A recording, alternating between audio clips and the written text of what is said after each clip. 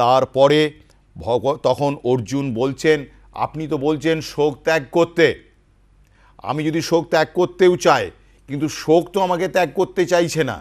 এইটাই তো সব থেকে ঝামেলা।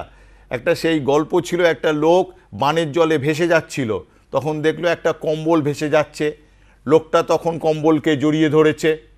তারপরে একটা লোক বলেছে ওটা কম্বল নয়, ওটা হচ্ছে কি বলতো, ভালুক, ওটা ভাল্লুক। তো বলছে কম্বলকে আমি ছেড়ে দিয়েছি, হাম তো কমলি কো ছোড় দিয়া, কমলি হামকো নেই ছোড়তা হ্যায়। আমি বুঝতে পারছি এই শোকটা হঠাৎ উপস্থিত হয়ে হাজির হয়েছে, আমি চাইছি না সে আমার মনোময় কোষে সে থাকুক। I am not feeling good and comfortable.